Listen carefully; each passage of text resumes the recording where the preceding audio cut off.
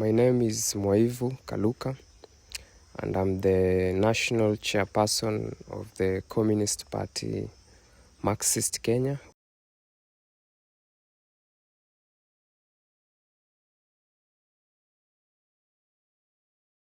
In fact, the strike that happened last year was a continuation of a strike that also happened in 2024.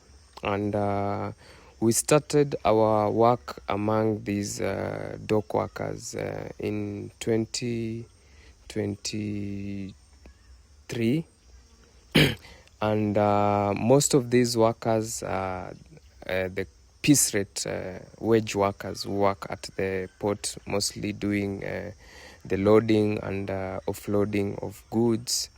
And also some of them double their work also in the warehouses, where these goods, after they have been offloaded, are stored for some time before they can be transported. So mainly it's even difficult to differentiate these workers, because when there is work at the port, you'll find them at the port, but sometimes when there are no ships for offloading goods, you'll find them also at the same time working at the warehouses. And when we started working with them, first of all, it's important to mention that these type of workers are piece rate wage workers, which means that also they are not employed on a permanent basis. They are employed on a casual basis, where today you may come and find a job, and tomorrow you may come and not get a job.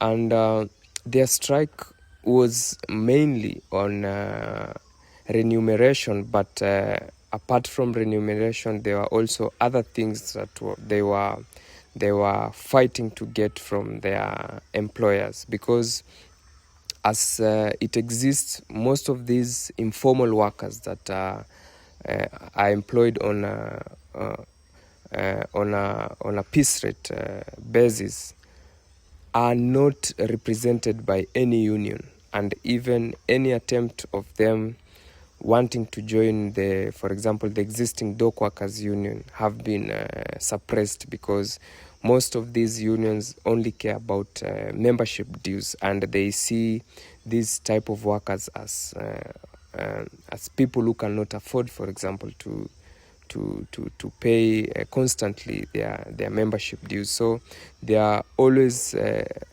left unrepresented. So when we started to work among them, we formed what we called a workers committee. And for the first time, for the dock workers, for the private dock workers, they had their own workers committee. And also for the warehouses workers, they had their own workers committee. But while we were working together, we also came to merge the two committees to also have a committee that represents both workers from the dock and also workers from the warehouses. And there has also been an existing collective bargaining agreement that was signed in 2023 between the Kenya shipping and logistic unions with some of the employers that determined the rate at which these workers can be paid, also the rates in terms of if they work overtime, and also the collective bargaining agreement also goes into details in about other aspects of their work. But most of these employers, who are mostly multinational corporations, they have never committed to these some of the provisions of the collective bargaining agreement. For example, you will find that most companies still pay these workers below the wage that was the minimum wage that was agreed upon on the collective bargaining agreement. And also these workers do not have, for example, social security. They also don't have a healthcare cover. And you will find that most of the time when they get injury, even when at work, the employer doesn't care about how they get their medical treatment. And we've even had cases where we as the party, we've had to pay for bills for some of these workers when they get injury. There was a time we also helped them to transport one of the worker who had died on duty. So they are the most exploited strata of the workers at the port. And when we started organizing them, we started also giving them the consciousness on why it's important for them to come together, in as much as they've been rejected by the existing unions. But it is important for them to come together and to start talking about and also doing some action to make sure that they change the conditions and also about their remuneration. So the strike that happened in 2024, which we helped them to organize, was successful, because at least they were able to get an increment of 5 shillings at that time. Although this later, after some months, the employers still reverted back to the old price which they were giving us as wages. And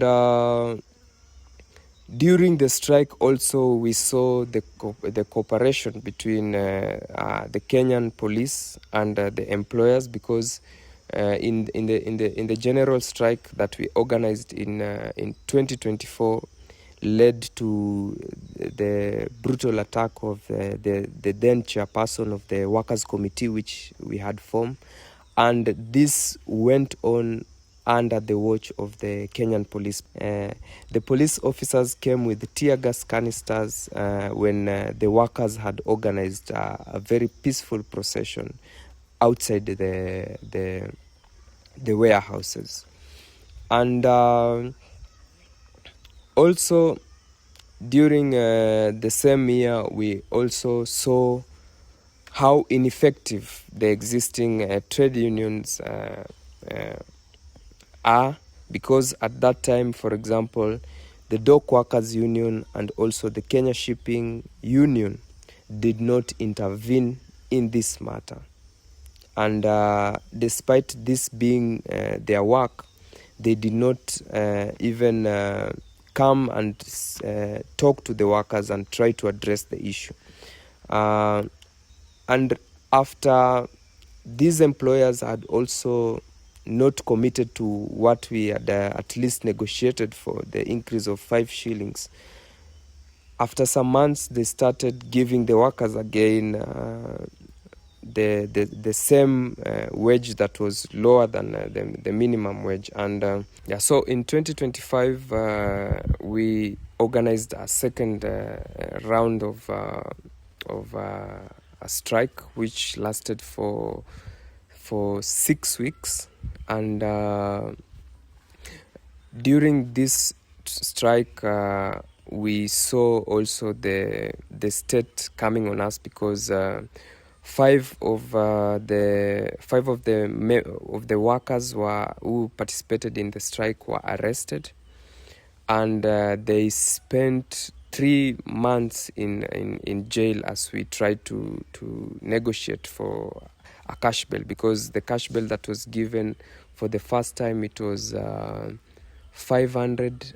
No, it was not 500, but it was 100,000 each, but we were able to negotiate it to 5,000 each, which the party was able to pay, and also to organize for the legal team that was helping these workers. And also the same year, the employers also went and filed a case at the Employment and Labor Relation Courts, where we had 5 of our members of the Workers' Committee, although they were not arrested, but the case is still ongoing, and they had charged them for illegal assembly and organizing violence at the workplace. But this is a case that has dragged, although the Kenya Shipping Union also came to help with this by providing them with a lawyer, but it is still an ongoing case. So we have seen also the participation of these instruments of the state, the Kenya Police and the Kenya Judiciary, being used to suppress any voice that comes from the worker, because for us we saw this as intimidation of the kind of work that we were trying to do with the workers.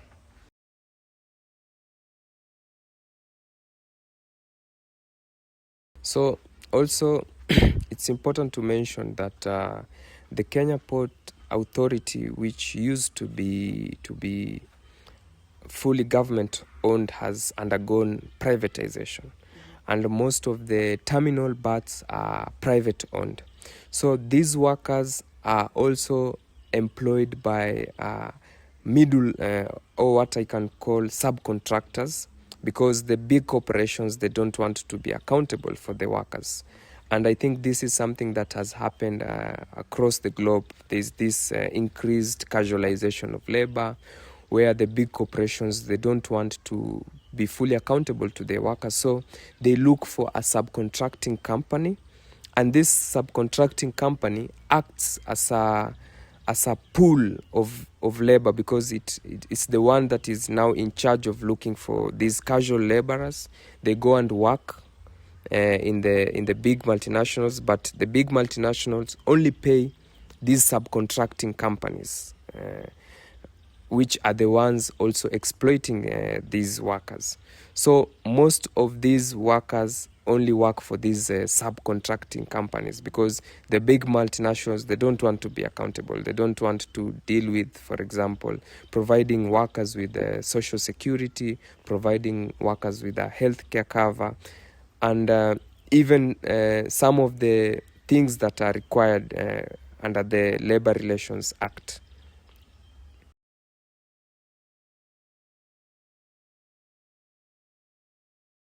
For the unions, we have tried to make meetings with them for them to address some of these issues. But for example, the dock workers union, which is one of the biggest trade unions in Kenya, has been the most unresponsive one with regard to these workers who work at the port. And for them, they say that they only represent those workers that have been employed on a permanent basis at the Kenya Ports Authority. And we've also made contacts with the Kenya Shipping Union, although we've been able to work with their dispute officer who is located in Mombasa. But also we feel that they have not done much as we expected of them. And we decided that we were going to form a parallel or another union to now represent these workers that were informal. But our attempt to register a union at the registrar of trade unions was declined, and the registrar gave the reason that there are already existing 2 unions in that sector, and they even used a provision that is in the Labor Relations Act, which says that to prevent many unions to form within the same sector of workers, then they use that provision to bar any formation of a new union, which is also unconstitutional, because if workers feel that a union does not represent their interests, they have a right to form an alternative union. But the Registrar of Trade Unions has used that provision to make sure that they frustrate any attempt to form another union. After that rejection, we went and wrote to them again, but even in our second letter, which we used our legal team to challenge their first letter, is that they still rejected our intentions to form a union. And in fact, they said that if we felt that we were not satisfied with their decision, then we should proceed to the Labor Relations Court and file a case against them. And this is a show of arrogance from the Registrar of Trade Unions, because it's like they were telling us that you people cannot take us anywhere, and if we feel that you are not satisfied, then you can file a case at the registrar, which, not at the registrar, but at the Labor Relations Court, which they also control through the Confederation of Trade Union in Kenya. And after that, we also thought that maybe it will be easier to register a workers' association, as we also continue to push for the registration of a union. And even this attempt has faced a lot of headwinds, because they asked us to get a letter of no objection from the authority where these workers are organizing. And we wrote to the Kenya Ports. First of all, we wrote to the Kenya Maritime Authority to ask them for a letter of no objection for us to register a workers' association. And the Kenya Maritime Authority, in their response, said that these type of workers do not fall under their authority, and that we should write to the Kenya Ports Authority. And after that, we also wrote to the Kenya Ports Authority, and the Kenya Ports Authority treated us with a lot of bureaucracy, because after we wrote our first letter, and when we went to follow up on the letter, they said that the letter had lost. We wrote a second letter, which took, I think, more than 3 months.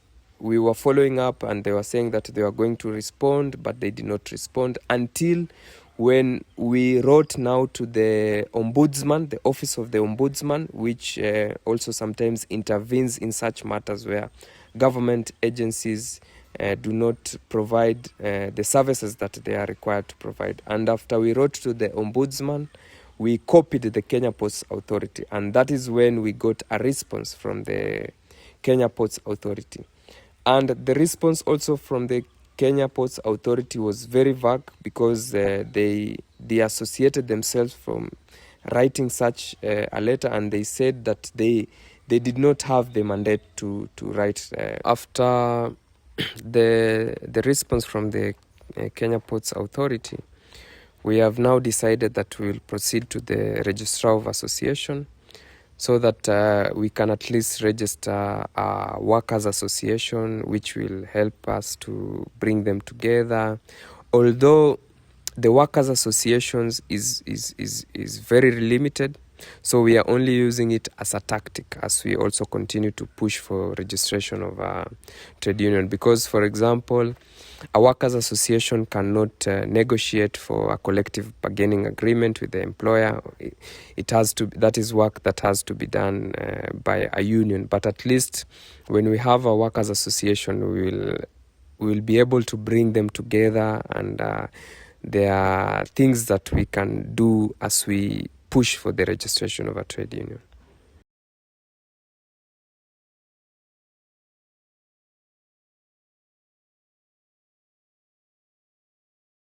I think to understand the struggle of workers, and even the first formation of trade unions, is also to go back in history. Before colonialism, most of our people were only engaged in petty commodity production for their subsistence and also for the local market.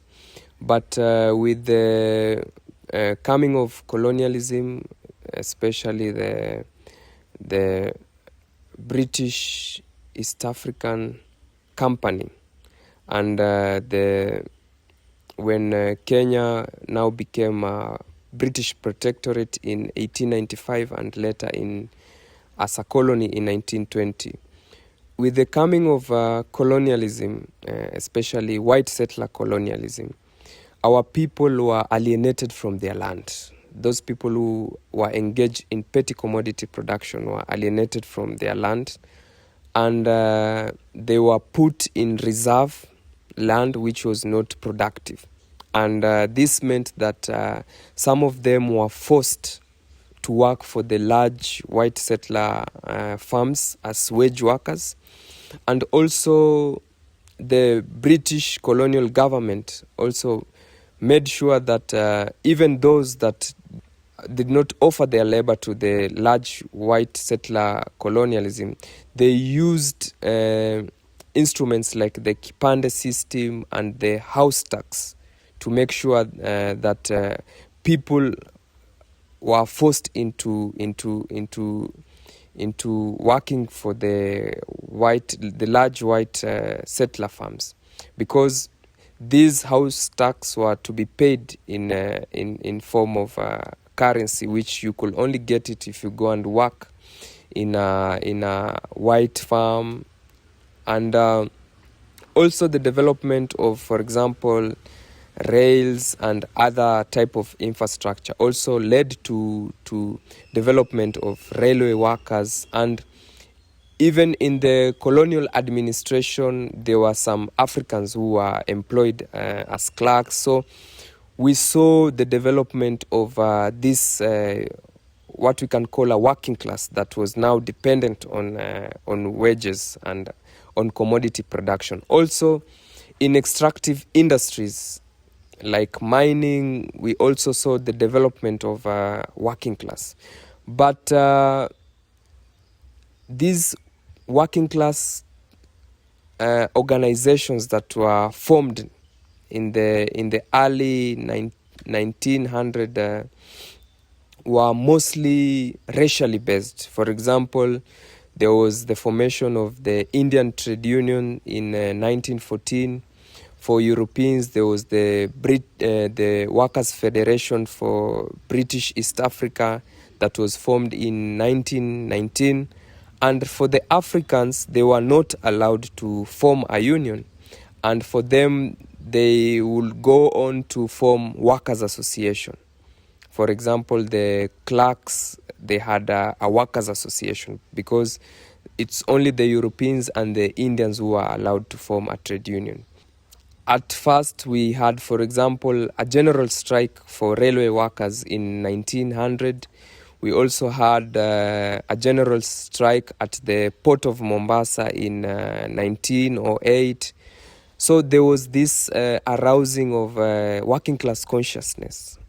But still, in terms of organization, they were still racially based. And it was until 1939 when Makan Singh helped to form the Labour Trade Union of East Africa that at least brought different workers from different races and different ethnicity into one trade union as an organized class.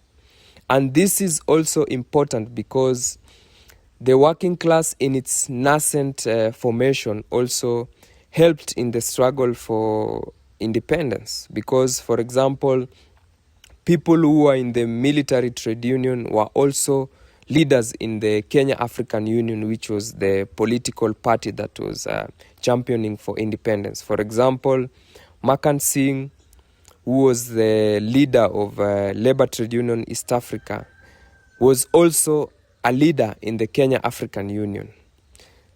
People like Bildad Kagia, who was the leader of the Clerks and Commercial Workers Union, was also a leader in the Kenya African Union. And even Fred Kubai, who was the leader of the Transport Workers Union, was also a leader of in the Kenya African Union. So we can see that also the development of the working class and their organization also helped to push for the struggle of independence, because the militant leaders in these trade unions were the ones in the pushing for the struggle of independence in the political parties, and they were also the leaders of the Central Committee of the Kenyan Land and Freedom Army, which we today call Mau Mau.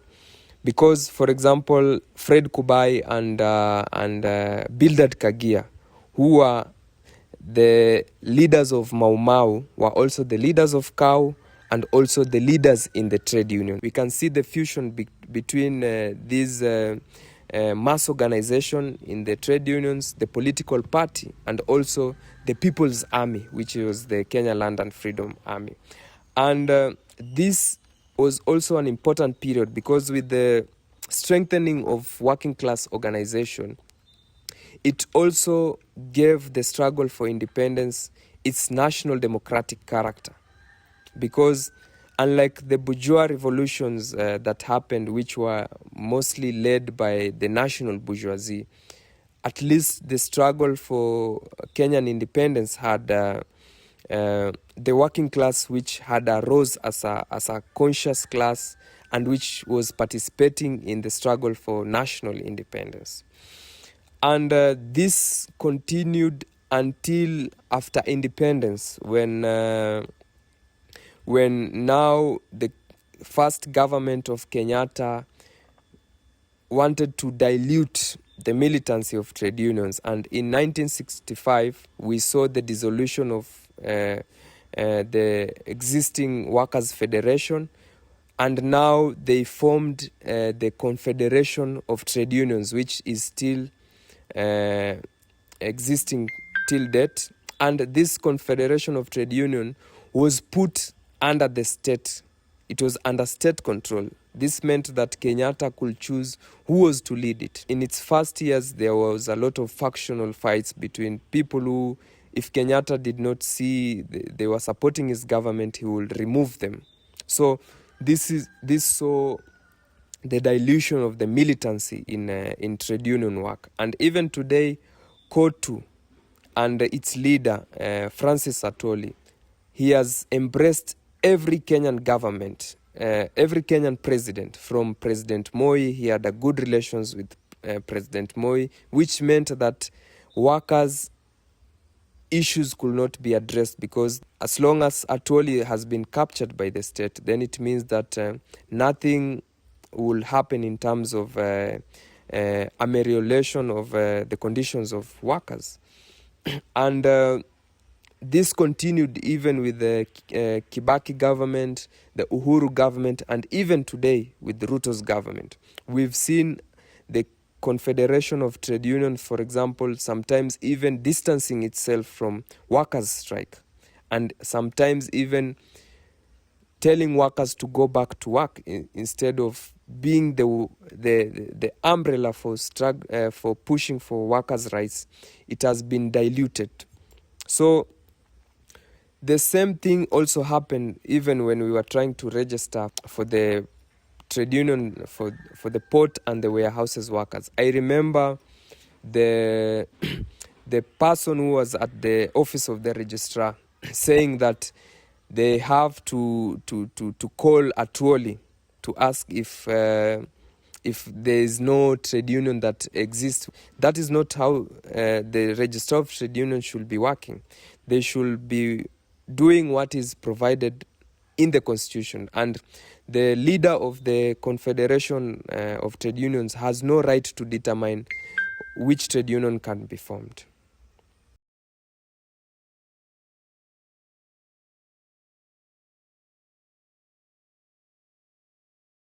First of all is that this problem of casualization of labor happened after the implementation of the neoliberal policies that we call the structural adjustment programs. And because our country also has not been able to develop industry. If the most that we do is maybe semi-processing, and assembling of already of capital goods that we import.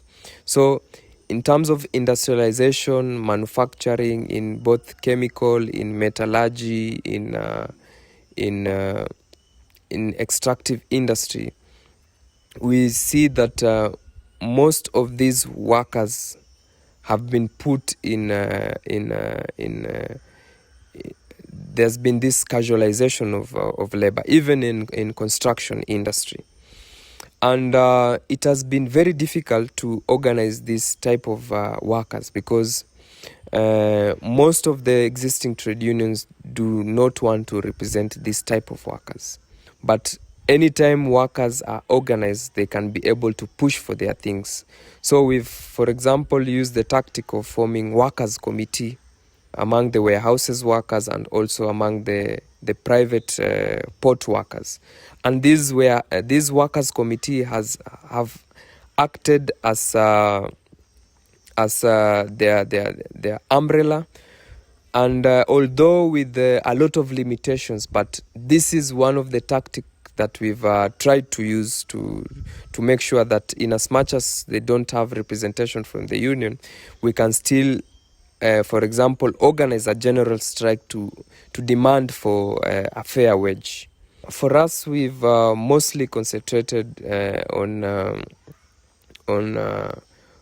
factory workers and also workers in the service sector, because also these are workers who are also exploited. So we've not only organized among workers that are in the industry, but also workers in the service sector.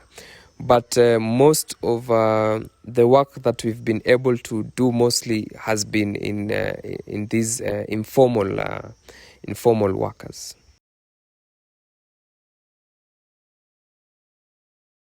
Yeah. The Mombasa port is very strategic because most of the imports, I will say 80% of what we import as a country comes through the port of Mombasa. And this means that these workers are very critical in the running of the Kenyan economy. And this was even evident during the general strike that we organized that went for 6 weeks, because after the third week, already most of these big corporations were complaining that now their cargo is stuck in the warehouses and they have incurred a lot of charges. So this means that these workers are very important.